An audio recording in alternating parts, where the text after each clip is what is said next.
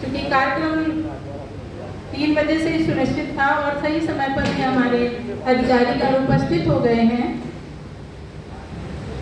Baroda house से आए हुए इस कार्यशाला में हमें मार्गदर्शन देने वाले अधिकारीगणों का, सुपरवाइजरों का स्वागत है और साथ ही कार्मिक शाखा से एवं वेलफेयर विभाग से, personal branch, DRM office and other branch से जो भी लिपिकी संवर्ग से, सुपरवाइजर, अकाउंट ऑफिस से उपस्थित हमारे रेल सुपरवाइजरों का भी हार्दिक अभिनंदन है कि वो PWD की इस संगोष्ठी कार्यशाला में सहयोग प्रदान करने के लिए अपना कीमती समय निकालकर यहाँ पर उपस्थित हुए हैं।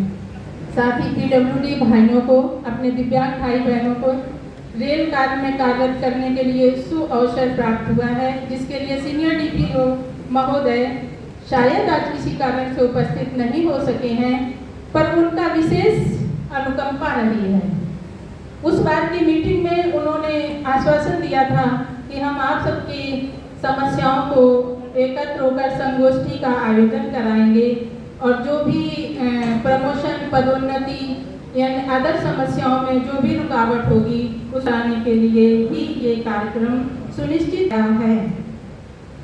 आप सब हर्ष के साथ कहेंगे कि NCR में या प्रयागराज डिवीजन में जब से ये DOPT का लेटर बहुत पहले से ही निकल चुका था, जिसकी जानकारी दी जाएगी अभी, साथ ही 2016 से पदोन्नत संबंधी जब से GM ऑफिसर से सर्कुलेट हुआ है लेटर, उस पर कार्य शुरू कर दिया गया है।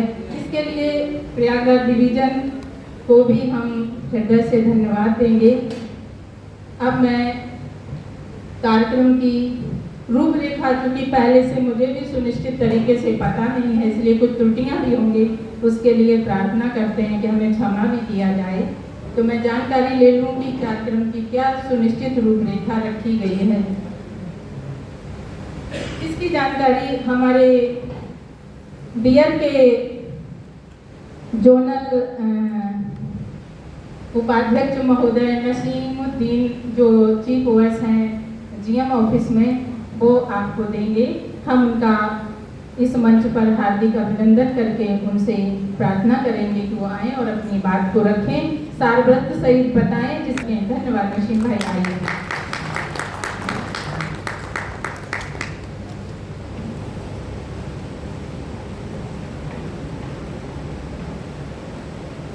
आदरणीय सम्मानित अधिकारीगण तथा उपस्थित हमारे यहाँ सभी दिव्यांग साथी, भाई और बहनों, मैं नसीमुद्दीन, DR एसोसिएशन जोनल अध्यक्ष का कार्य। सबसे पहले मैं एक पंक्ति के साथ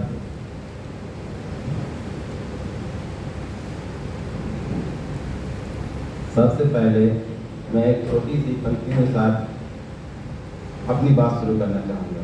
मंजिल उन्हीं को मिलती है जिनके सपनों में जान होती है, पंखों से कुछ नहीं होता, हौसलों में बात होती है। आज हम यहाँ एक अत्यंत महत्वपूर्ण विषय पर चर्चा करने के लिए एकत्र हुए हैं, जिसमें दिव्यांग रेल कर्मचारियों के लागू विशेष पदोन्नति, रोस्टर, उपलब्ध सुविधाएं, अधिकारों, ट्रांसफर संबंधित विशेषताएं, कल्याणकारी प्रावधानों पर विस्तृत चर्चा की जाएगी तथा उनसे संबंधित समस्याओं और सुझावों पर भी विचार विमर्श भी किया जाएगा। ये कार्यशाला में न केवल जानकारी देने का माध्यम है, बल्कि हमारे साथियों को उनके अधिकारों के प्रति जागरूक बनाने का एक सशक्त प्रयास भी है। साथियों,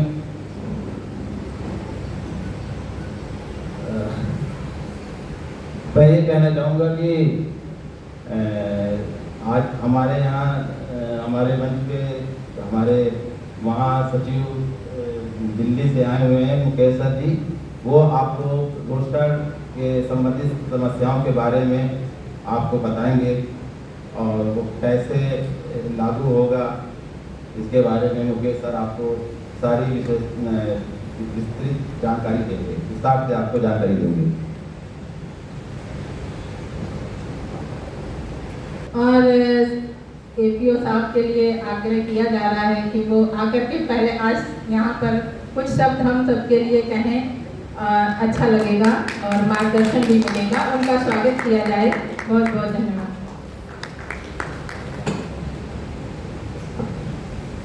थैंक यू।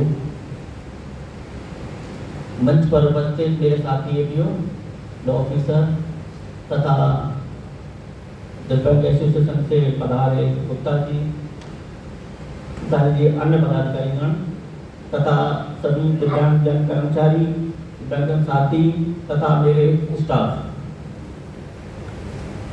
दिव्यांग रिजर्वेशन काफ़ी समय से है, 3% फिर बाद में 4%।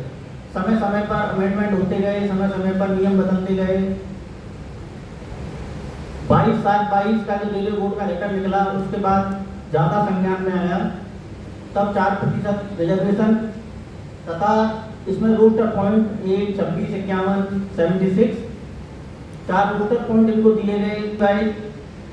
उन सभी को लागू करने के लिए बड़ी दिक्कतें हमारा में भी इस प्रकार की संगोष्ठी आयोजित कराई थी, जिसमें गुप्ता जी भी आए थे और अन्य पदाधिकारी इनके आए थे। तो वो बड़ी प्रमोशन करते हैं, रिजर्वेशन का लाभ देते हैं, पर कुछ भ्रांतियाँ इस रिजर्वेशन पीडब्ल्यूडी रिजर्वेशन में होने के कारण कई त्रुटियाँ होती रही हैं। तो इस संगोष्ठी का आयोजन कराया जाना अति आवश्यक था। सीनियर सर ने अथक प्रयास किया, गुप्ता जी से बात की, सभी लोगों से बात कर आज की संगोष्ठी आयोजित की जा रही है। तो मैं विशेषकर अपने सभी कार्मिक साथी, यदि आपने रिजर्वेशन रोस्टर और पीडब्ल्यूडी बना लिया तो फिर आपको कभी कोई दिक्कत नहीं आएगी। सबसे पहला मील का पत्थर है इसमें रिजर्वेशन का रोस्टर बनाना। तो 100 पॉइंट का रोस्टर आपने अपने अपने कैडर में बना लिया तो फिर आपको कोई भी रिजर्वेशन से संबंधित, पीडब्ल्यूडी रिजर्वेशन से संबंधित कोई समस्या नहीं आएगी। फिर भी कोई दिक्कत आए तो गुप्ता जी आपको सहयोग रहेंगे और मेरे से भी कभी भी कोई जानकारी पीडब्ल्यूडी रिजर्वेशन के संबंध में ले सकते हैं। तो आप इस संगोष्ठी का लाभ उठाएंगे और कर्मचारियों को इसका लाभ प्रयागराज मंडल के सभी कर्मचारियों को पहुंचाएंगे। धन्यवाद।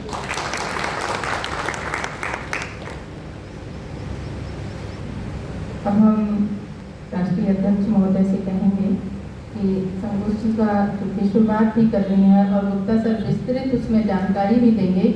उससे पूर्व में वो आकर के कुछ इसकी रूपरेखा और भूमिका का स्वतः हम सबके बीच प्रस्तुत करें। धन्यवाद सर।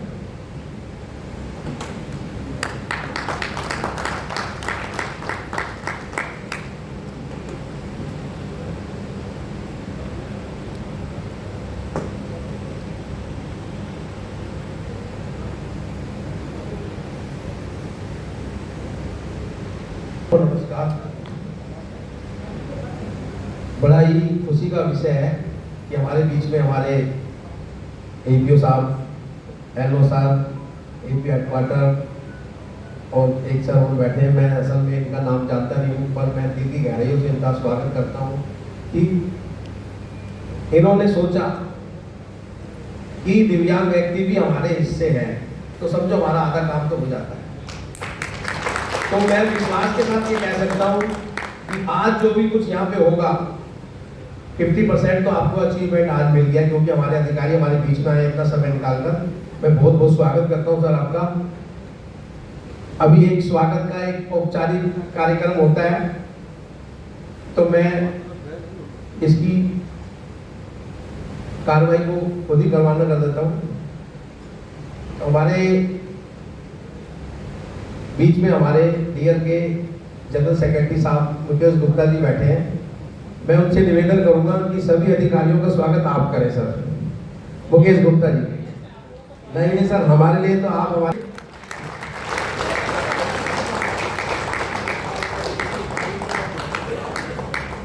सर, ये हम सबकी तरफ से है।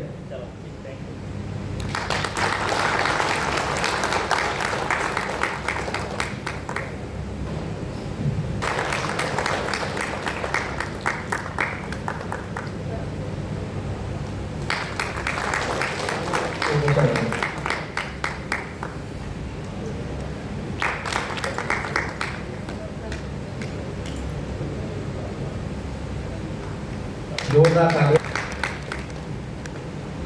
अब इस कार्यशाला की विधिवत कार्रवाई शुरू करते हैं। मेरी सबसे रिक्वेस्ट है, अपने मोबाइल आप साइलेंट मोड पे कर लीजिए। जिससे अगर कोई बात बताई जा रही हो तो वो रह ना जाए। देखिए सर, मैं एक बात यहाँ क्लियर कर देना चाहता हूँ, आप जो उस साइड बैठे हैं और हम इस साइड बैठे हैं, कोई फर्क नहीं समझना कि हम बहुत बड़े टीचर हैं, लेक्चरर हैं या हम आपको सिखाने आए हैं। ऐसा नहीं, हम आपसे सीखने के आए हैं। कोई भी बात निसंकोच आप क्वेश्चन करना। मुकेश जी रोस्टर के बारे में आपको डिटेल में बताएंगे। अभी खुद ही एपीओ सर ने कहा कि आगरा में वो वर्कशॉप बहुत सक्सेसफुल हुई और हमारे बहुत सारे दिव्यांग साथियों को उसका लाभ मिला। तो उसी आधार पर जितना लाभ वहाँ मिला है उससे दुगना लाभ अब प्रयागराज में मिलेगा, मुझे ऐसा विश्वास है। तो मैं छोटी सी रूपरेखा आपको बता देता हूँ। देखिए सर, हमारे देश में पीडब्ल्यूडी एक्ट 1995 में आया। उस एक्ट में 3% रिजर्वेशन था और 3 ही प्रकार की विकलांगता का उसमें विवरण था। तीनों विकलांगताओं को 1-1% प्रमोशन में रिजर्वेशन मिलता था और अपॉइंटमेंट में रिजर्वेशन मिलता था। जैसे जैसे समय बढ़ता गया, कुछ समय बाद गवर्नमेंट ने नेशनल पॉलिसी निकाली पीडब्ल्यूडी के लिए 2005 में, जिसमें बहुत सारी चीजें थी। फाइनेंशियल बेनिफिट कैसे होना चाहिए, जैसे महिलाओं को चाइल्ड केयर लीव क्या क्या अमाउंट मिलना चाहिए, चाइल्ड केयर लीव मिलनी चाहिए, इस प्रकार के बहुत से कानून हैं। तो जिन जिन बातों को हम बता रहे हैं, आप उनको एक्ट को पढ़ना। हमारी वेबसाइट है dearrailway.in। इतनी विस्तृत उसमें जानकारी है, अगर आप उस पर जाएंगे तो पीडब्ल्यूडी के रिगार्डिंग भारत सरकार के जितने भी सर्कुलर हैं, जितने भी कानून हैं, जितनी भी सुविधाएं हैं, जितनी भी पॉलिसीज हैं, वो सब आपको मिलेंगी वहाँ पे। और विशेषकर रेलवे के लिए अलग से चैप्टर है, उसमें रेलवे के सभी ऑर्डर्स उसके अंदर अवेलेबल हैं। उसके बाद भी अगर कोई ऑर्डर आपको नहीं मिलता तो हम अपना फ़ोन नंबर आपको छोड़ के जाएंगे। आप 24 आवर्स किसी भी समय हमें कॉल कर सकते हो, हम आपकी मदद के लिए हमेशा तैयार हैं। जब 95 एक्ट आया तो 3% रिजर्वेशन था, लेकिन उसमें बहुत सारी कमियां थी। रिजर्वेशन के अलावा बहुत सारी बातें लिखी थी, जिसकी वजह से काफ़ी कॉन्सेप्ट क्लियर नहीं हो रहा था। तो लोगों ने कहा कि इसमें अमेंडमेंट कर दिया जाए। पीडब्ल्यूडी एक्ट 95 में अमेंडमेंट करने लगे, लोगों की डिमांड आने लगी, बहुत सारी मीटिंग्स चली ऑल इंडिया लेवल पे। वो करते करते जितने भी अमेंडमेंट्स की सजेशन आए वो थाउजेंड्स में चले गए। फिर बैठ के मीटिंग में ये बात हुई कि भाई कितने सारे अमेंडमेंट करेंगे, इससे अच्छा तो नया लॉ बना लेते हैं। तो फिर आरपीडब्ल्यूडी एक्ट 2016 आया इस देश में। उसमें वो रिजर्वेशन 3% से बढ़ के 4% हो गया। 30/6/2016 से 4% आरक्षण का प्रावधान हो गया। अब क्या हुआ, उसके बाद हमारा क्योंकि सेफ्टी ऑर्गेनाइजेशन है, तो रेलवे ने ये कह के डिनाई कर दिया कि ड्यू टू सेफ्टी हम पीडब्ल्यूडी को प्रमोशन में रिजर्वेशन का लाभ नहीं दे सकते। जब हम लोगों ने इसके बारे में बात की, रेलवे बोर्ड से बात की, तो नहीं माना, तो हमने फिर कोर्ट में फाइल किया केस। 15 साल 16 साल केस चला सुप्रीम कोर्ट तक, और 20/11/2015 को एक लेटर निकला कि 20/11/89 से 3% आरक्षण का लाभ दिया जाए, लेकिन रेलवे बोर्ड ने एक चालाकी करके नहीं किया कि केवल नॉर्दर्न रेलवे में दे दिया जाए। तो 20/11/2015 से नॉर्दर्न रेलवे में 3% आरक्षण लागू है विद इफेक्ट फ्रॉम 20/11/89। अब 20/11/89 से रोस्टर बनाने की दिक्कत आई, वो काफ़ी प्रोसेस चलता रहा, हमारे यहाँ काफ़ी लोगों को इसका लाभ मिला, पर इन बिटवीन ये 2016 का आ गया तो 4% हो गया 30/6/2016 से। लेकिन अभी भी उसका 89 वाला कोर्ट केस पेंडिंग है, नॉर्दर्न जोन को छोड़ के हमने कोर्ट में दोबारा से किया हुआ है, वो भी कुछ समय बाद आ जाएगा। लेकिन एक दिक्कत अब आगे आके थोड़ी बहुत आप लोगों को लगने लगेगी, क्योंकि जो आरपीडब्ल्यूडी एक्ट 2016 है उसके अनुसार हमारी जो डिसेबिलिटी है वो 21 प्रकार की आ गई इसके अंदर। पहले मात्र 3 प्रकार की डिसेबिलिटी है, तो उसमें थोड़ा सा कैटेगरी वाइज हल्का सा काम बढ़ गया, लेकिन उसके बारे में भी बहुत आसानी से आपको गुप्ता जी बताएंगे तो आपको आराम से समझ आ जाएगा। लेकिन बस मेरी यही रिक्वेस्ट है, आप ध्यान से सुनना। इसके अलावा रेलवे में बहुत सारी फैसिलिटीज मिलती हैं, क्योंकि आप लोग फैसिलिटी देने वाले डिपार्टमेंट में बैठे हैं, बी ब्रांच के मेरे साथी बैठे हैं, वन अधिकारी बैठे हैं। तो इस सेंट्रल स्टाफ बेनिफिट फंड एक कमेटी होती है रेलवे में, उसका फंड होता है 50 रुपये पर कैपिटा, डिसेबल लोगों के लिए अलग से फंड है सर।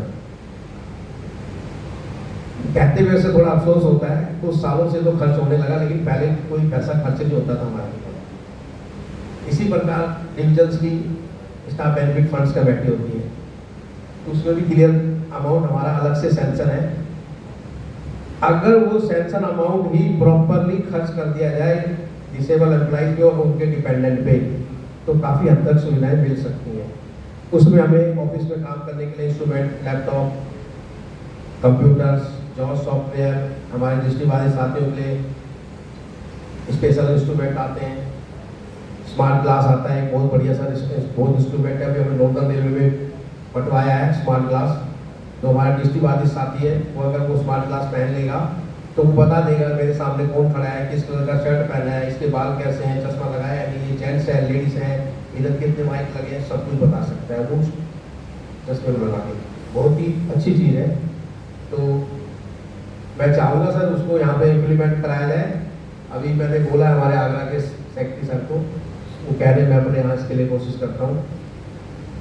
एसडीएफ से हमारे बहुत से साथी जो बिल्कुल चल नहीं पाते, मोटराइज व्हील चेयर का कॉन्सेप्ट है सर। उसमें क्या करते हैं, नॉर्मल व्हील चेयर दे देते हैं या ट्राईसाइकिल दे देते हैं, जिससे वो इंडिपेंडेंटली काम नहीं कर सकता, तो उसको मोटराइज व्हील चेयर का प्रावधान कर। इस देश में जब भी पे कमीशन आता है सब स्टेक होल्डर्स को बुलाया जाता है, लेकिन दुर्भाग्य था कि 6 पे कमीशन से पहले कभी भी पीडब्ल्यूडी एम्प्लॉय की साइड से कोई गया नहीं, ना किसी ने बुलाया।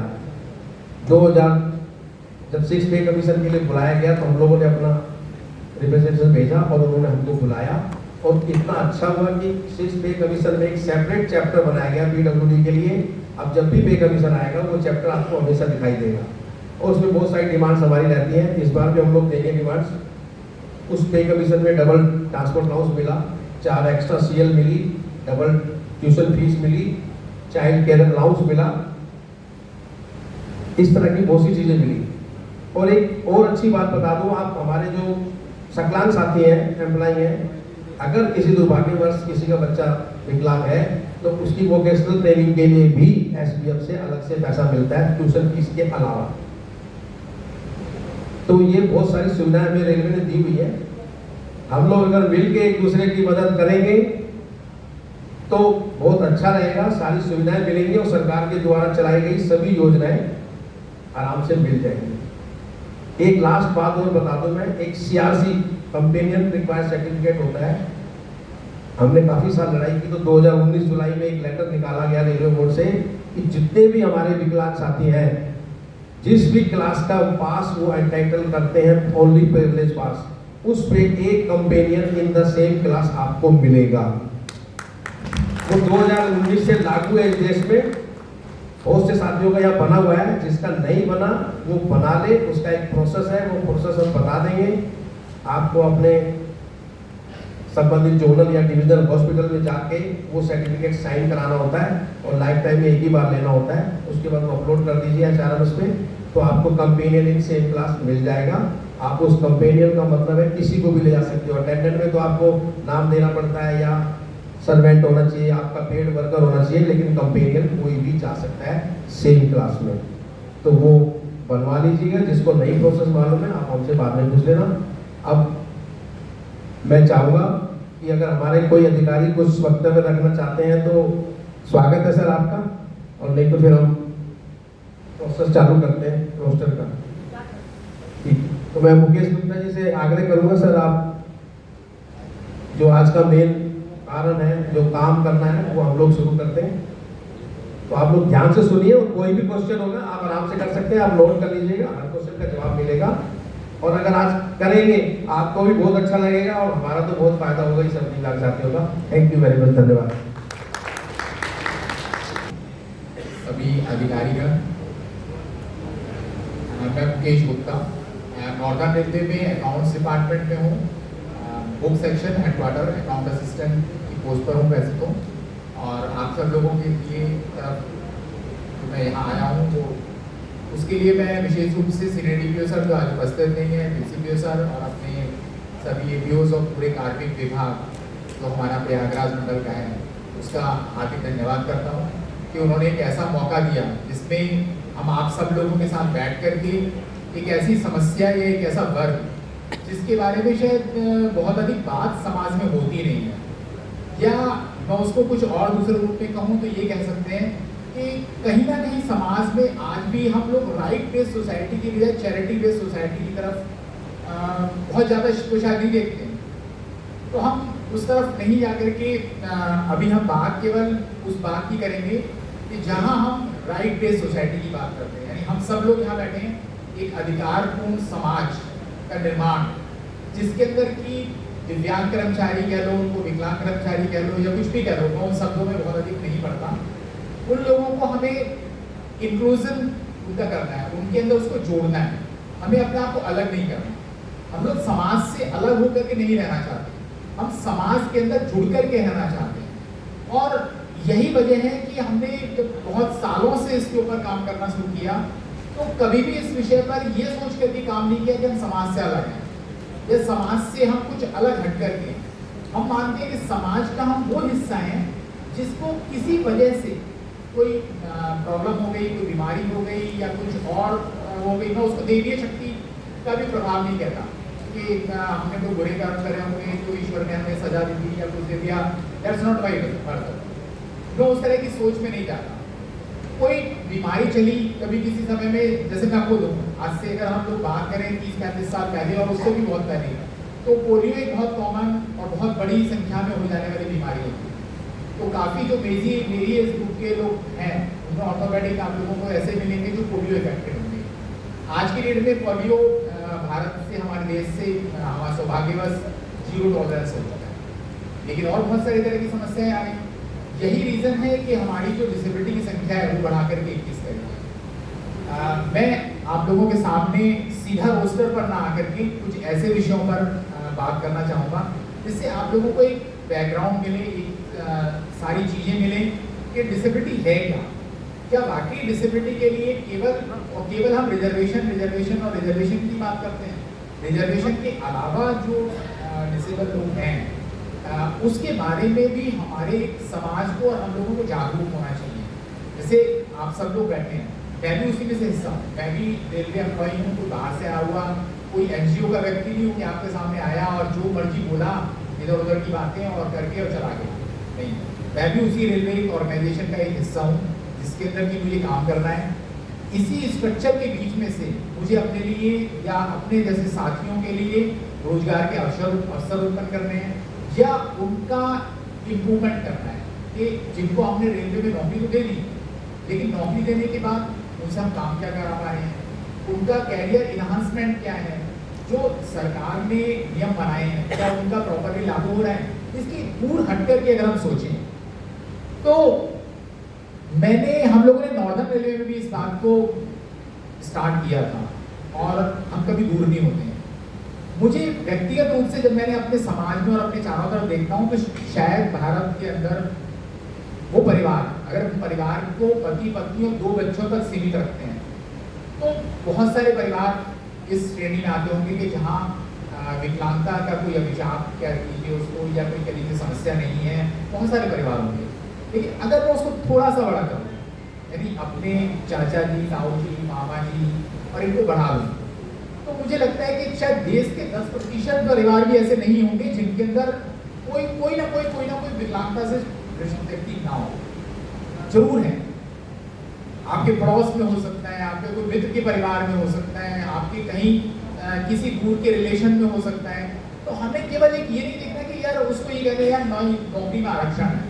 भाई नौकरी के तो तभी हम कर पाएंगे ना जब हम उसके करने लायक बनेंगे, यानी हमारे पास एजुकेशन होगी, हमारे पास कोई टेक्नोलॉजी का कोई कोर्स होगा, कुछ होगा, तभी तो हम उस लायक आ पाएंगे। और खाली नौकरी भी देना, सरकारी नौकरी, मैं भी तो सरकारी में हूँ, मेरे साथ बहुत सारे लोग जुड़े हुए हैं, सबको सरकारी नौकरी देना भी असंभव था। ये बात आप भी जानते हैं, मैं भी जानता हूँ। तो मैं उस चीज़ की शुरुआत वहाँ से करूँगा कि अगर हम 3% डिसेबिलिटी का देखें कि रिजर्वेशन 1977 से शुरू हुआ, उस समय जब शुरू हुआ तो एक एडमिनिस्ट्रेटिव ऑर्डर था हम लोग देखें तो हमारे पास 3 तरह की ताकत आती है। एक होती है कॉन्स्टिट्यूशनल पावर्स, जो हमारा भारत का संविधान बना हुआ है। एक होते हैं स्टैट्यूटरी एक्ट, जो पार्लियामेंट स्पेशल किसी कम्युनिटी के लिए या किसी चीज़ के लिए जिनको एक लॉ बनाता है, जैसे डिसेबल लोगों के लिए बनाया डिसेबिलिटी का कानून, अभी वुमेन्स के ऊपर कानून बन रहा है। इसी तरीके से और बहुत सारे कानून बनते रहते हैं, तो उनको स्टैट्यूटरी एक्ट कहते हैं।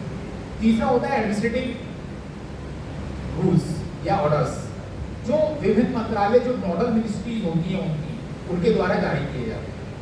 तो 1977 में जब भारत सरकार ने पॉलिसी बनाई तो उस समय कोई अधिनियम नहीं था, कॉन्स्टिट्यूशन के अंदर भी बहुत क्लियर कट प्रोविजन नहीं था कि पीडब्ल्यूडी को रिजर्वेशन दिया जाना चाहिए, ऐसा कोई बहुत स्पष्ट आदेश नहीं है। आर्टिकल 16 जो है वो रिजर्वेशन के बारे में बात करता है, लेकिन अगर उसको हम पढ़ेंगे तो उसके अंदर बहुत स्पष्ट रूप से पीडब्ल्यूडी के आरक्षण की बात नहीं कही गई है। ये बात मैं स्वीकार करता हूँ पूरी तरीके से। तो प्रश्न उठता है कि वो एडमिनिस्ट्रेटिव ऑर्डर, अच्छी बात ये थी कि सरकार की इंटेंशन अच्छी थी और सभी का था, तो वो 3% आरक्षण धीरे धीरे डायरेक्ट रिक्रूटमेंट में लागू होना शुरू हुआ। पीडब्ल्यूडी के बारे में सबसे पहली बार अगर एक मैं कहूँ कि लीगल जो कंसेंट मिली वो मिली इंदिरा साहनी केस। इंदिरा साहनी केस के अंदर पहली बार जब बहुत ब्रॉडर वे के अंदर रिजर्वेशन के ऊपर सुप्रीम कोर्ट की लार्जर बेंच विचार कर रही थी, तो उसमें पीडब्ल्यूडी के भी हमारे कुछ एडवोकेट्स और कुछ लोग उसमें जुड़े जाकर कि हमारे को भी सुना जाए, हमारी बातों को भी सुना जाए, तो कोर्ट ने उसको अलाउ किया। और तब जाकर के जो सुप्रीम कोर्ट ने इंदिरा साहनी केस में सुनवाई की, तो इंदिरा साहनी केस के अंदर सुप्रीम कोर्ट ने डिसाइड किया कि yes, under 16(1) article 16(1) of constitution हम लोग पीडब्ल्यूडी के आरक्षण को वैलिड मानते हैं। नंबर 1। नंबर दूसरी बात उन्होंने ये कही कि इनका जो रोस्टर होगा, क्योंकि उन्होंने कहा कि 40 उस समय 49 नहीं था, उस समय 27.5% था, सॉरी 22.5%, तो उन्होंने कहा कि 50% सीलिंग से ऊपर भी नहीं जाएगा आरक्षण। तो उन्होंने कहा पीडब्ल्यूडी का जो रिजर्वेशन होगा वो अंडर 50% ही माना जाएगा, क्योंकि हमारा जो रोस्टर बनेगा वो हॉरिजॉन्टल बनेगा, वर्टिकल नहीं बनेगा, यानी पोस्ट बेस नहीं होगा, वैकेंसी बेस होगा। तो इस तरह से उन्होंने बहुत अच्छे से उसको डिफाइन किया और बहुत सारी चीज़ें थी, हम उसको बहुत डिटेल में नहीं जाएंगे इसमें, लेकिन एक फर्स्ट अगर लीगलिटी में कहूँ कि डिसेबल एम्प्लॉयज़ की या रिजर्वेशन को अगर मिली तो उससे मिली। उस समय एक और बहुत अच्छी बात ये थी कि मैं रिक्रूटमेंट की बात कर रहा हूँ जो 77 में आया। इंदिरा साहनी केस से पहले ही पीडब्ल्यूडी को रिजर्वेशन और प्रमोशन का लाभ भी भारत सरकार दे चुकी थी 20/11/89 में, जैसे कि अभी आपको यादव जी ने बताया। उसको भी लीगलिटी दी सुप्रीम कोर्ट, क्योंकि सुप्रीम कोर्ट ने कहीं भी पीडब्ल्यूडी के रिजर्वेशन और प्रमोशन को डिनाई नहीं किया और उन्होंने कहा कि अंडर आर्टिकल 16(1) इनका जो रिजर्वेशन है वैलिड माना जाए और हॉरिजॉन्टल का तरीका बताया। हम उस चैप्टर को वहीं रखते हैं। उसके बाद एशिया पैसिफिक एक सम्मेलन हुआ और उसके अंदर 2002 के अंदर 1992 में ये डिसाइड हुआ कि जो एशिया पैसिफिक रीजन की कंट्री हैं वो अपने देश के विकलांगजनों के लिए कुछ अधिनियम लेकर के आए, कोई एक्ट लेकर के आए, कोई कानून बनाए, ताकि उनको केवल नौकरियों तक की बात ना हो। उस समय आप लोगों को बताऊं, शिक्षा के अंदर भी आरक्षण नहीं था। मैं खुद उसमें से निकल के आया हूँ जहाँ शिक्षा के लिए आरक्षण नहीं था। तो उस समय शिक्षा के लिए भी पूरी तरीके से वो 3% रिजर्वेशन वाली बात नहीं थी, केवल डायरेक्ट जो एक बहुत ऑर्डर था वो केवल रिक्रूटमेंट के लिए था। तब ये 1995 में पहली बार एक बहुत विस्तृत एक्ट बना। उसके बाद इंटरनेशनल लेवल पे इस बात की चर्चा हुई कि भाई विकलांगजनों के भी कुछ अधिकार होने चाहिए। तो यूएनओ ने भी एक UNCRPD United nation convention on the rights of person with disability बनाया, जिसके अंदर पूरी दुनिया से रिप्रेजेंटेटिव गए थे, डिसेबल लोग। और वो पहला ऐसा मौका था, 1995 में भी वैसे एक्ट बना था, उसके अंदर डिसेबल लोगों को शामिल किया गया था, उनके व्यूज लिए गए थे और उसके बाद भारत सरकार ने उनको बनाया था। यूएन कन्वेंशन लॉ में भी पूरी दुनिया से डिसेबल रिप्रेजेंटेटिव्स को गए। भारत के अंदर से भी मिस अनुराधा मोहित है, लो विजन, वो एक रिप्रेजेंटेटिव के रूप में भारत से गई थी, जो वहाँ ऑफिशियली रिप्रेजेंटेटिव थी भारत की। तो इस तरीके से उसको हमने रेटिफाई किया और उसकी वजह से भारत को, सरकार को, क्योंकि ये देखना पड़ा कि जो यूएन कन्वेंशन लॉ के अंदर बहुत सारी चीज़ें हैं वो हमारे एक्ट उसको फुलफिल नहीं करता। जो 1995 का था। तो इसलिए RPWD एक्ट 2016 बना।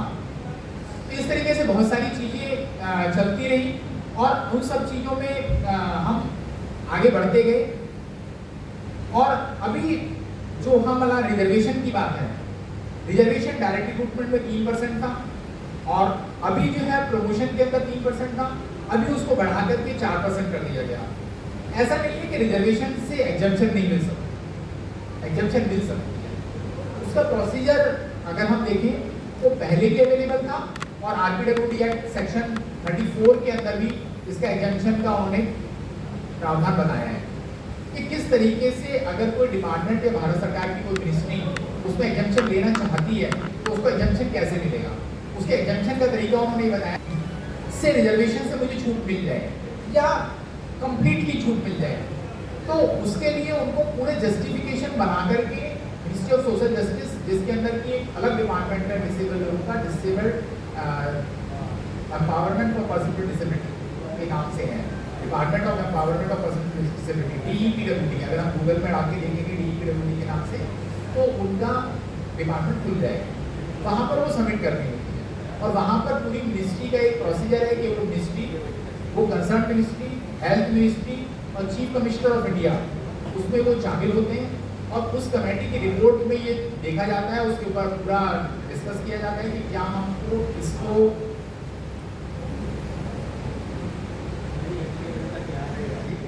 या नहीं कर सकते। तो अभी मैं रोस्टर के साथ साथ कुछ चीज़ें और हैं जो एडमिनिस्ट्रेशन के अंदर ज़रूरत पड़ती है PWD के साथ जब हम लोग कांटेक्ट में आते हैं, तो वो चीज़ें और थोड़ा सा मैं हाईलाइट आपके सामने रखना चाहता हूँ।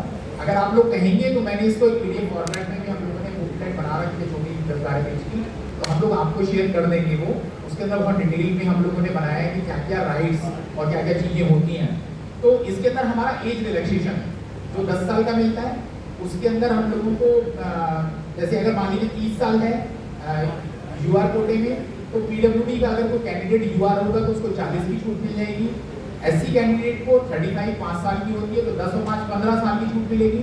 अगर OBC कैंडिडेट है तो 10 और 3 13 साल की छूट मिलेगी। तो इस तरह से एज रिलैक्सेशन का बेनिफिट भी मिलता है। इसके अलावा एग्जामिनेशन फीस एग्जाम की जाती है, जो भी हमारे डायरेक्ट रिक्रूटमेंट के एग्जाम्स होते हैं उसके अंदर स्क्राइब की फैसिलिटी मिलती है। जो हमारे विजुअली इम्पेयर्ड साथी होते हैं या हमारे ऐसे साथी जो अपने हाथ से लिख नहीं सकते प्रॉपर्ली या उनकी राइटिंग स्पीड इफेक्ट करती है, तो उन लोगों को स्क्राइब की फैसिलिटी भी भारत सरकार के द्वारा दी जाती है। उसके नियम हमारे अवेलेबल हैं और वो केवल रिक्रूटमेंट में भी दी जाती है। उसका एक काफ़ी जीवों पर अभी भी इस बात का विषय होता है कि वो रिक्रूटमेंट के लिए नहीं, उसके प्रमोशन के लिए भी है, उसके भी बहुत क्लियर ऑर्डर है, स्क्राइब किया जाता है। साथ साथ मैं यहीं पर एक बात और बता दूं कि टाइप टेस्ट के लिए एग्जामिनेशन का भी प्रावधान है। जो पहले ये केवल जो ऑर्डर थी 2017 की जो पॉलिसी थी उसके अंदर था कि जो एक तरह से ऑटोमेटिकली डिसेबल थी, जो लोग अपने हाथ से टाइप नहीं कर सकते उन लोगों को एग्जामिनेशन जो कंसर्न मेडिकल अथॉरिटी है उनकी सिफारिश पे या उनकी रिकमेंडेशन पे की जाएगी। लेकिन 2022 में जब RPWD एक्ट बना है 2016, तो हमारे बहुत सारे नियमों को बदला है भारत सरकार ने। तो उसके अंदर ये प्रावधान किया गया कि किसी भी तरह का PWD कैंडिडेट किसी भी तरह का अगर कंसर्न मेडिकल अथॉरिटी से एक एग्जामिनेशन सर्टिफिकेट बना के लाता है कि ये आदमी टाइप टेस्ट से एग्जाम कर दिया जाए इसको, तो उसको एग्जामिनेशन दे दी जाती है। और उसका एक प्रेस्क्राइब फॉर्मेट है जो कि हमारी वेबसाइट, आपकी जो रिक्रूटमेंट की वेबसाइट हमारी जो RRB है उनकी वेबसाइट पे भी मिल जाएगा और हमारी रेलवे बोर्ड की वेबसाइट पे भी मिल जाएगा। वही सेम फॉर्मेट वो उसको डॉक्टर से, CMO से, जो कंसर्न हॉस्पिटल होते हैं उसे भरवा के लाना होता है। यहाँ मैं एक चीज़ और क्लियर कर दूँ अपने जो हमारे साथी भी बैठे हैं उनके लिए भी और अपने एडमिनिस्ट्रेशन के लिए भी। अभी मेरी की ब्रांच में जो नॉर्दर्न रेलवे का है वहाँ पर भी एक केस था एग्जामिनेशन का, उससे संबंधित में मेरी बात हुई थी। टाइप टेस्ट से एग्जामिनेशन का मतलब साथियों ये नहीं है कि मैं अगर मान लीजिए मुझे टाइप टेस्ट से एग्जामिनेशन मिल गई, इसका मतलब मैं ये नहीं है कि मैं ये कह दूंगा कि ऑफिस में मैं टाइप का काम बिल्कुल नहीं करूँगा। दोनों चीजें अलग अलग हैं। टाइप टेस्ट से एग्जामिनेशन मिलना अलग बात है, ऑफिस में बैठ कर के टाइप का काम करना या आई पास पे, जैसे आप लोग की ब्रांच के आप जानते हैं आई पास के काम होता है ज़्यादातर अकाउंट्स का, मुझे मालूम आई पास के काम या और बहुत सारे सॉफ्टवेयर जो हमारे यहाँ हैं स्टोर ब्रांच के या टाइपिंग के लिए या और चीज़ों के लिए। तो वहाँ ऐसा नहीं है कि हमें काम करने का माना है, काम आपको करना होगा। हाँ, उससे संबंधित जो डिवाइसेज चाहिए, जैसे टोटल वीआई पर्सन के लिए स्क्रीन रीडर की आवश्यकता होती है, तो उसको प्रोवाइड करना होगा। जैसे मैं आपको बताऊं, एक एग्जांपल के लिए तौर पे आप समझेंगे कि वीआई की बात कर रहा हूँ, मैं केवल ऑर्थोपेडिक डिसेबल जिसको वन आर्म इफेक्टेड है, वन एम्पुटेशन है, मैं कहूँ इवन कि वन हैंड एम्पुटेशन है कंप्लीट, तो उसको टाइप टेस्ट से एग्जामिनेशन मिल जाती है। बट क्या वो टाइप का काम ही नहीं करेगा? क्या वो आई पास में भी काम नहीं करेगा? नहीं, ऐसा नहीं है। उसको काम करने के लिए मना नहीं है। टाइप टेस्ट के लिए इसलिए मना है क्योंकि एक नॉर्मल आदमी को जो 30 वर्ड पर मिनट की इंग्लिश में स्पीड की बात दी जाती है, वो स्पीड नहीं निकाल सकता अपनी डिसेबिलिटी के कारण, इसलिए उसको टाइप टेस्ट से एग्जामिनेशन दे दी जाती है। लेकिन वो एक हाथ से आई पास में ऑपरेट कर सकता है। मेरे अपने साथी हैं जो सीओ साहब पढ़ाते हैं, जो हमारे अकाउंट ऑफिसर है बड़ा उसमें, तो उनको ये मना नहीं है कि आप काम नहीं करेंगे, क्योंकि वहां तो वो उसको स्पीड नहीं देगी ना कि 30 वर्ड पर मिनट की है मेरी या 40 वर्ड पर मिनट की है, उसको सर केवल काम करना है, और काम वो एक हाथ से भी कर सकता है। और जो विजुअली इम्पेयर्ड लोग हैं उनको अगर हम स्क्रीन रीडर के साथ जॉर्ज सॉफ्टवेयर दे देंगे तो वो काम कर सकते हैं। और इवन वो कई लोग तो इतने एक्सपर्ट हो जाते हैं कि आप लोग जब देखेंगे कहीं जाकर के तो वो 30 या 40 या 45 की स्पीड से काम करते हैं। तो type test examination and work examination दोनों चीजें अलग अलग हैं, क्योंकि हमारे यहाँ एडमिनिस्ट्रेशन में कई बार ये नेगेटिव हो जाता है कि भी टाइप टेस्ट एग्जामिनेशन दे रहे हैं, इसका मतलब कोई आगे काम भी नहीं करेगा। तो काम करने के लिए कोई एक्सक्यूज नहीं है, काम उसको करना ही होगा। Relaxation of standard of suitability, इसके अंदर ये कि मार्क्स सिलेक्शन का नियम भी डिसेबल लोगों के लिए एप्लीकेबल होता है। उसके ऊपर हम अलग से बाद में जब रोस्टर वगैरह होगा तो छूट मिलती है। वही छूट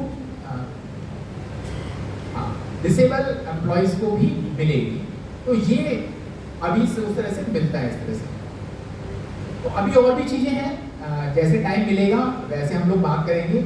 आप लोगों के साथ पहले मैं आधा घंटा 20 मिनट 25 मिनट आप लोगों को एक रिक्रूटमेंट के बारे में और प्रमोशन की जो रोस्टर है उसके बारे में पहले हम बात करते हैं, और उसके बाद जो और बहुत सारी चीजें हैं, अगर आप लोगों के मन में कंफ्यूजन होगा कि वैकेंसी कैलकुलेशन कैसे होनी है या और कुछ कैसे होना है, नोशनल प्रमोशन कैसे देना है, सुपरडेंटेंट पोस्टें कैसे बनानी है, तो उन सब के बारे में भी हम बात कर सकते हैं।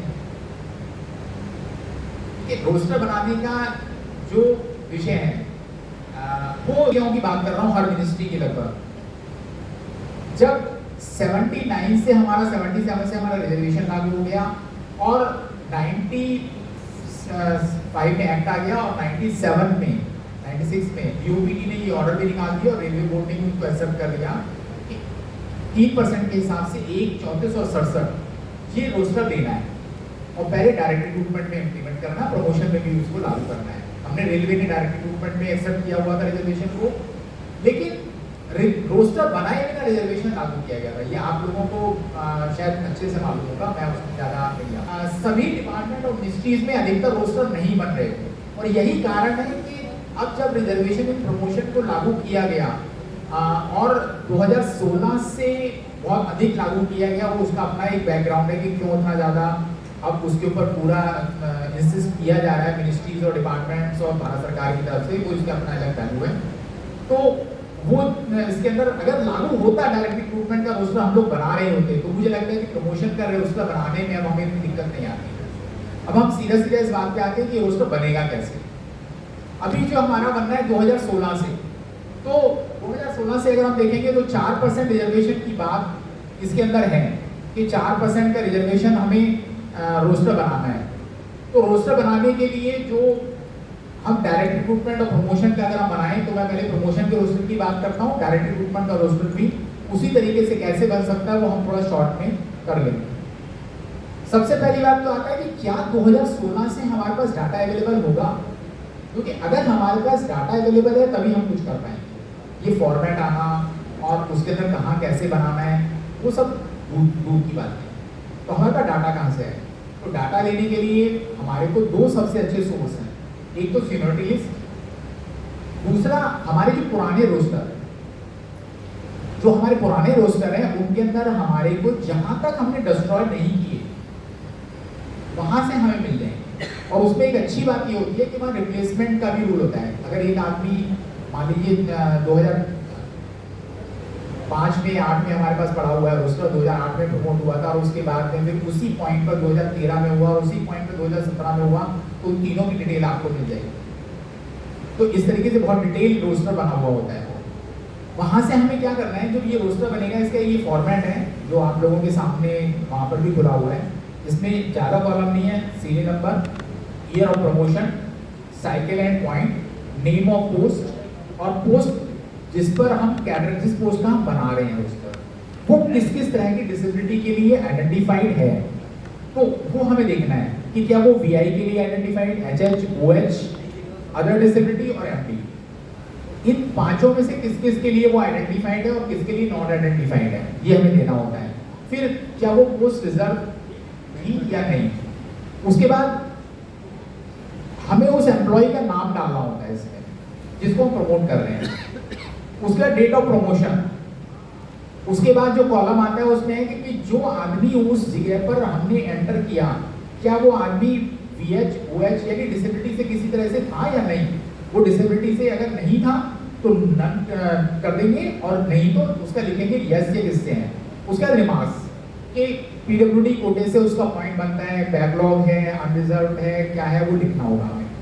तो इसमें क्या है कि हमारे को दो सबसे महत्वपूर्ण कॉलम है जो हमारे को डिटेल चाहिएगी कहीं और से, जैसे नाम और डेट ऑफ ईयर और प्रमोशन, वो सबसे महत्वपूर्ण चीज है। पोस्ट तो जब आप पता है कि मैं सपोज मान लीजिए मैं ओएस का बना रहा हूँ तो मुझे पता है कि ओएस का पोस्ट किस किस के लिए आइडेंटिफाइड है, तो वो समझने में बहुत देर नहीं आएगी। लेकिन 2016 से हमें इसलिए चाहिए क्योंकि कई जगहों पर ये भी कंफ्यूजन क्रिएट किया जा रहा है कि केवल डिसेबल लोगों के नाम ना 126 से क्या मानना और उस पर डाल दो, बाकी कुछ नहीं करना, ऐसा नहीं है। इसका जो रोस्टर है 2016 से 30/6/16 से बनना है और 30/6/16 से ऑनवर्ड अगर मैं आज नया रोस्टर बनाने बैठा हूँ किसी पोस्ट का तो 30/6/16 से आज तक जितने भी मैंने प्रमोशन किए उस पोस्ट पे उस सबके नाम सीक्वेंस में डेट ऑफ प्रमोशन के हिसाब से डालूंगा सबसे पहले। ये काम मुझे सबसे पहले करना है, बाकी जो सारी फॉर्मेलिटी है वो बात की है। सबसे पहले मुझे ये दो कॉलम डालने हैं कि नाम 30/6/16 से जो लोग प्रमोट हुए और उनकी डेट ऑफ प्रमोशन क्या, ये दो सबसे पहले कॉलम है और ये सबसे दो महत्वपूर्ण इसके अंदर वो है। अगर ये एक बार बन गया तो फ्यूचर में आपको दिक्कत नहीं आएगी, क्योंकि जैसे ही हमारा कोई आएगा कैंडिडेट हम उसको तुरंत डालते चले जाएंगे। पहले बनाने में एक बार दिक्कत है, जैसे मैंने इसके अंदर ये बना भी रखा है किसी का और ये एक्चुअल में है जिसका मैंने बना करके भेजा था दूसरी रेलवे का, तो उसके अंदर ये पूरे नाम उसमें छोटा कैडर था 46 या 44 नाम है इसके अंदर, उन सबका डाला हुआ है। तो इन्होंने जब बनाया तो ये 2024 में मैंने बना करके दिया था, वो आज आपके सामने मैं लाया हूँ यहाँ पर। तो उस समय क्या था कि वहाँ सारे इनके नाम डाले, डेट ऑफ ईयर जो है प्रमोशन की वो डेट ऑफ प्रमोशन से मिल जाएगी और हमारे को जो एम्प्लॉय हमने प्रमोट किए वो हमारे को पता चल जाएंगे कि वो पीडब्ल्यूडी है या नहीं, उसको हम आसानी से ट्रेस आउट कर सकते हैं। नंबर 1 एक तो उन एम्प्लॉयों से पूछ सकते हैं, नंबर 2 हमारे पास आज की डेट में मैं समझता हूँ 99% डिसेबल लोग ऐसे हैं जो ट्रांसपोर्ट अलाउंस ले रहे हैं, या नहीं तो 90% तो निश्चित रूप से होंगे। तो अगर हम ये देखें कि जो ये लोग हैं हमारे पास और 2016 से जिनके नाम है उनमें से शायद ही कुछ लोग रिटायर हुए होंगे, वरना अधिकतर लोग इन सर्विस होंगे, तो हम लोग उनके बिल क्लर्कों से इस बात को कंफर्म कर सकते हैं कि इनमें से कौन कौन लोग पीडब्ल्यूडी हैं, या उन लोगों से भी कह सकते हैं कि भाई जो भी इस कैडर के लोग हैं, जो वो कैडर वाला डीलर है उसको मालूम है कि मेरे ये एम्प्लॉई हैं, तो उन लोगों से वो उनका डिसेबिलिटी सर्टिफिकेट मांग सकते हैं, क्योंकि डिसेबिलिटी सर्टिफिकेट उस एम्प्लॉय को जरूर प्रोड्यूस करना होगा अपना। अगर वो डिसेबिलिटी सर्टिफिकेट प्रोड्यूस नहीं करता तो दिक्कत आएगी। हाँ, इसमें एक जरूर बात है कि कई जगहों पर ये सवाल खड़ा हो रहा है कि सर्विस रिकॉर्ड में नहीं लिखा हुआ डिसेबल है, तो सर्विस रिकॉर्ड तो मैंने मेंटेन किया था। अगर मैं जैसे मैं खुद 92 में अपॉइंट हुआ, मैं पीडब्ल्यूडी कोटे से आया, सर्विस रिकॉर्ड के अंदर तो एंट्री मैंने ही की, मैंने मेरा जो क्लर्क था या जो मेरा एसओ था या मेरे ईएफए थे उन्होंने देखा सब कुछ, उन्होंने साइन किए। तो अगर मान लीजिए किसी गलतीवश किसी भूलवश मुझसे वो छूट गया वहाँ पीडब्ल्यूडी का, तो उसमें मेरी तो कोई गलती नहीं है, मेरा तो रिक्रूटमेंट भी हुआ, डिसेबिलिटी सर्टिफिकेट भी मेरे पास है। तो सर्टिफिकेट डिसेबिलिटी सर्टिफिकेट जो हमारा सर्विस रिकॉर्ड है उसमें मेंशन होना इम्पोर्टेंट नहीं है, इम्पोर्टेंट ये है कि डिसेबिलिटी सर्टिफिकेट है या नहीं, और अगर है तो वो कब से है।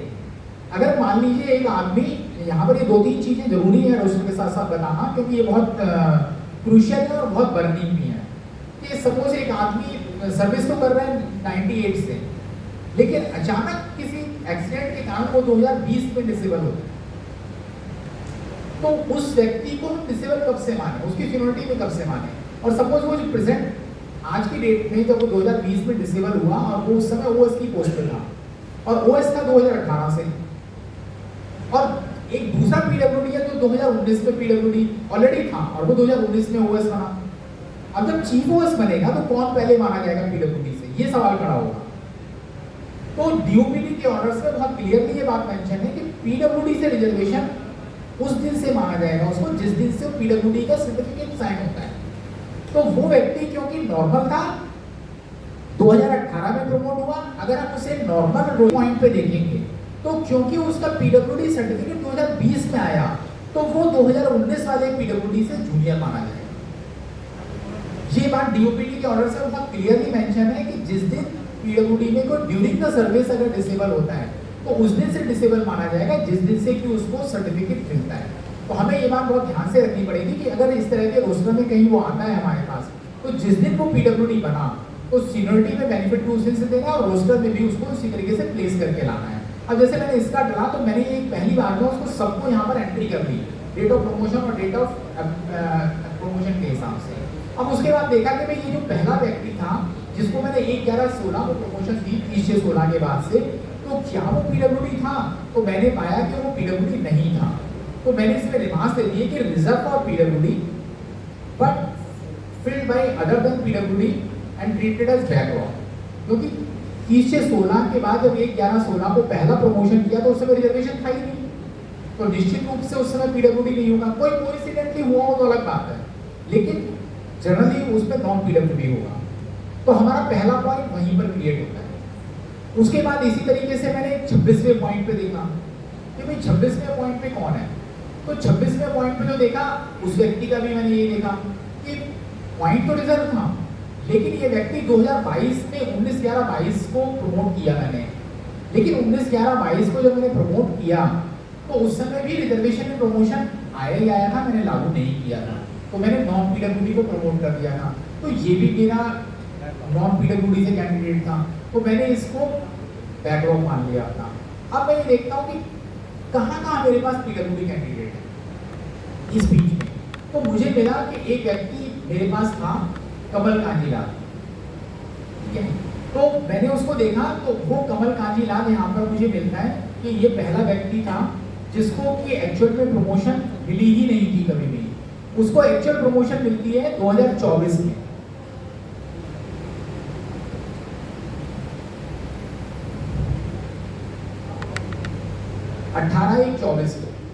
तो 18/1/24 को उस व्यक्ति का जो प्रमोशन है वो एक्चुअल वैकेंसी के अगेंस्ट किया गया। अब यहाँ प्रश्न बनता है कि वो पहला पॉइंट के अगेंस्ट हमने किया, नंबर 1 पहला पॉइंट हमारा रिजर्व जब हमने रोस्टर बनाया। इसमें यहाँ भी ये भी एक बहुत बात है कि क्या वैकेंसियाँ हम सरेंडर कर सकते हैं, सरेंडर कब करेंगे। सरेंडर सबसे पहली बात तब करना शुरू करेंगे जब हम रोस्टर बनाएंगे। जब तक हमने रोस्टर ही नहीं बनाया तो सरेंडर करने का प्रश्न नहीं है। जब हम रोस्टर बनाएंगे और उसके बाद नहीं मिलना शुरू होंगे तो हमारा उसमें एक प्रोसीजर डीओपीडी के ऑर्डर्स में दिया हुआ है, जिसके अनुसार अभी मैं यहाँ शॉर्ट में बता सकता हूँ कि 4 साल बाद वैकेंसी लैप्स हो जाती है हमारी, फॉरएवर नहीं होता, टोटल 4 साल के बाद। लेकिन वो तब जब हम रोस्टर बनाना शुरू कर देंगे, उससे पहले नहीं। तो यहाँ इस व्यक्ति को 2024 से दिया हमने एक्चुअल प्रमोशन। अब इसका प्रश्न उठता है कि क्या इसको नोशनल प्रमोशन का एंटाइटलमेंट था। तो नोशनल प्रमोशन का एंटाइटलमेंट देखने के लिए मुझे ये देखना होगा कि वो ओएस कब बना। तो ओएस के बाद चीफ ओएस बनने में 2 साल की मिनिमम सर्विस की आवश्यकता है उसको। तो जिस दिन उसके 2 साल पूरे हो जाते हैं, अगर उस दिन उसका अगर इसी डेट को हो रहे हैं तो कोई बात ही नहीं है, फिर नोशनल प्रमोशन का सवाल ही नहीं उठता। लेकिन अगर उसके 2020 में हो रहे हैं तो 2020 में उसको नोशनल प्रमोशन देंगे और 2020 में नोशनल प्रमोशन देंगे और 18/1/24 को जब उसे रेगुलर वैकेंसी के अगेंस्ट प्रमोशन दिया गया है तब उसका वहां से एक्चुअल पे चार्ज होना शुरू होगा। नोशनल प्रमोशन और एक्चुअल चार्ज में कैसे होता है मुझे लगता है कि आप लोगों को बताने की बहुत आवश्यकता नहीं है। आपकी ब्रांच के इतना सारे लोग हैं तो और समझते ही हैं कि किस तरह से पे फिक्सेशन होनी है और किस तरह से एरियर कैलकुलेट। यहाँ पर ये होगा हाँ, इसमें सुपर बात आई है। सुपरनरी पोस्ट की आवश्यकता हमें सबसे ज़्यादा वहाँ पर है जहाँ हमारे पास हमें ये पता चल गया कि हमारे पास वैकेंसी भी है, जहाँ हमें ये पता चल गया कि प्रमोशन के लिए एलिजिबल कैंडिडेट भी है, बट हमारे पास उसके लिए वैकेंट पोस्ट नहीं है। तो जब तक वैकेंट पोस्ट नहीं है हम उसको प्रमोट नहीं कर सकते, हमारे पास एक्सेस करने का कोई प्रोविजन नहीं है। तो उसके लिए हमारे को सुपरनरी पोस्ट बना करके अप्रूवल लेनी होगी। जब तक वो अप्रूवल नहीं आ जाएगी तब तक नहीं कर सकते। इन बिटवीन अगर एक्चुअल डेट ऑफ प्रमोशन उसकी आ जाती है तो हम उसको प्रमोट कर सकते हैं नोशनल प्रमोशन के आधार पर, क्योंकि इसका प्रोविजन जो है वो एस्टैब्लिशमेंट कोड के अंदर तो पहले से ही है कि जहाँ एररनेस ऑफ प्रमोशन की बात हम करते हैं वहाँ पर पहले से दिया हुआ है कि नोशनल प्रमोशन अगर गलती से इसका प्रमोशन छूट जाए या ये तो पॉलिसी इंप्लीमेंटेशन है तो वहाँ उसका हम नोशनल प्रमोशन कर सकते हैं।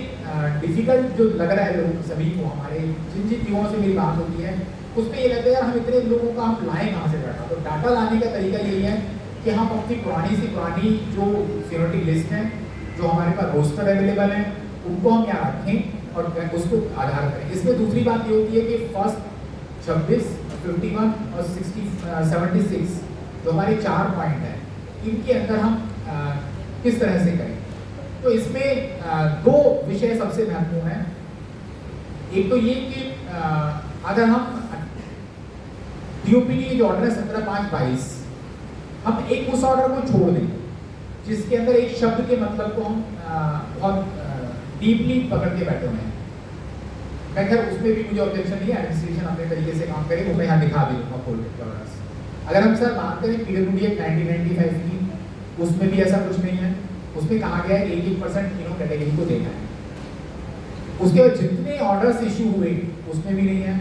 आरपीडब्ल्यूडी एक्ट के अंदर भी कहीं इस तरह का कोई प्रावधान नहीं है। मेरे पास वो है, आरपीडब्ल्यूडी एक्ट की भी लाइन आपको पढ़ के इसमें थोड़ा सा सुना दूंगा अभी देख करके जब बीच में मुझे मौका मिलेगा। उसमें भी रेस्पेक्टिवली वर्ड नहीं है। अगर आप डीओपीडी के ऑर्डर्स और रेलवे बोर्ड के ऑर्डर्स देखें जहाँ 4% डायरेक्ट रिक्रूटमेंट में रोस्टर बनाने की बात कही गई है और रिजर्वेशन देने की बात कही है, वहाँ पर भी ऐसा नहीं है कि इस कंट्रीब्यूशन में देना है या रेस्पेक्टिवली वर्ड नहीं है।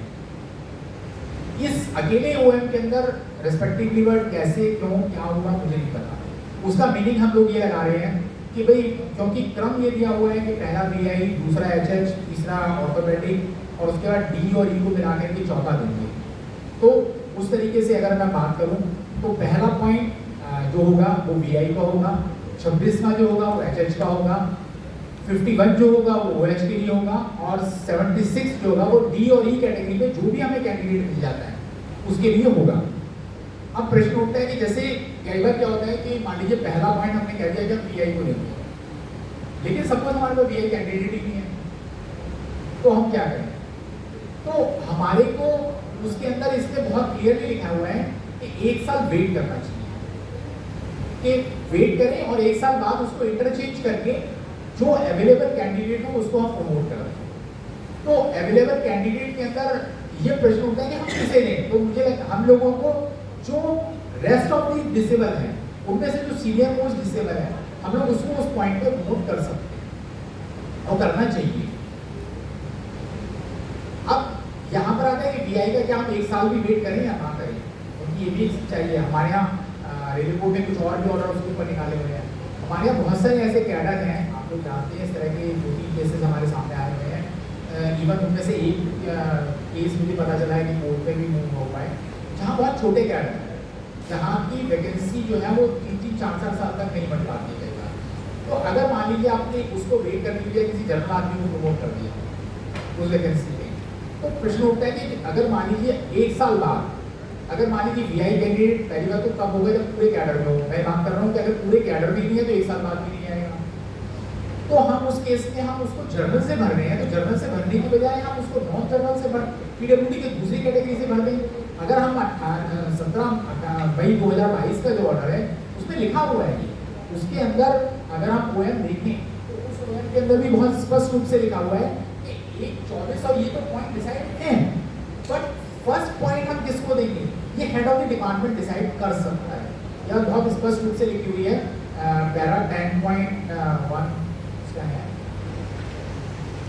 10.3 के अंदर उसमें जहां उसने लिखा है however the head of the department shall decide the placement of selected candidate department shall decide in the roster register in other word the category to be appointed first, यानी किस कैटेगरी को पहले देना है, will be decided by the head of the department basis on the functional requirement.